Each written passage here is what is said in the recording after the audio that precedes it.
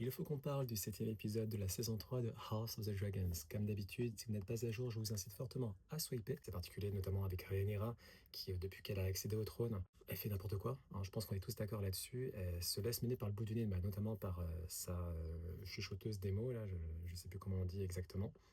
Et voilà, on dirait qu'elle subit les événements les uns après les autres.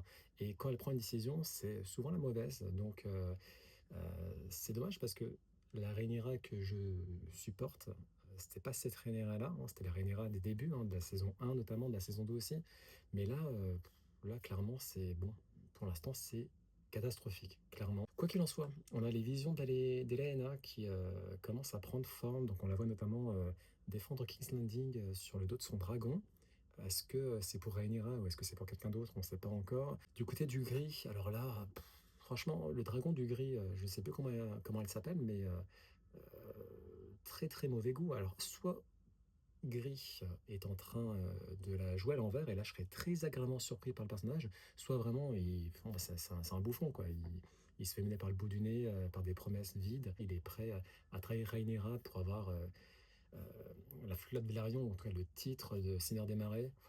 Bon, on verra bien. S'il a joué à l'envers, je serais surpris dans le bon sens du terme. Si c'est pas le cas, ça fait pitié. Enfin bref, je sais pas trop quoi penser de ce revirement. Pas soudain, mais bon, voilà, le personnage fait un peu pitié dans tous les cas. Daeron, par contre, agréablement surpris, hein, je ne crains pas la signifiance. C'est la phrase d'un bon roi, hein, mine de rien. Et voilà, il refuse de courir après le pouvoir à tout prix, contrairement à enfin, à son oncle, hein, il me semble. Et bon, bah, à voir comment ça va se passer. Mais on rappelle en plus que c'est l'acteur qui va jouer Link dans La Légende de Zelda, le film, hein, l'adaptation live. Donc ça, très sympa. Du côté de Daemon, bah, il part retrouver sa fille Rhaena, qui se fait à son tour repérer dans le conflant avec Ship Stealer par Rhaenyra et le fils de Corlys, là, je ne sais plus son nom. Ship Stealer grièvement blessé, mais il parvient à s'enfuir. Daemon qui a de plus en plus d'humanité, hein, c'est assez curieux, et qui regrette d'avoir négligé à ce point sa fille.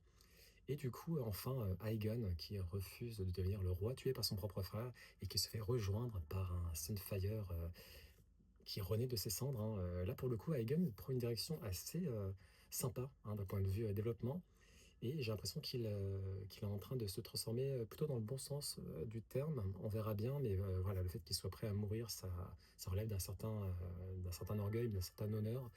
Euh, donc, à voir, peut-être bonne surprise de ce côté-là. Et hâte de voir la suite, même si, voilà, comme j'ai dit, il y a du bon, il y a du moins bon. On verra comment se conclut cette saison.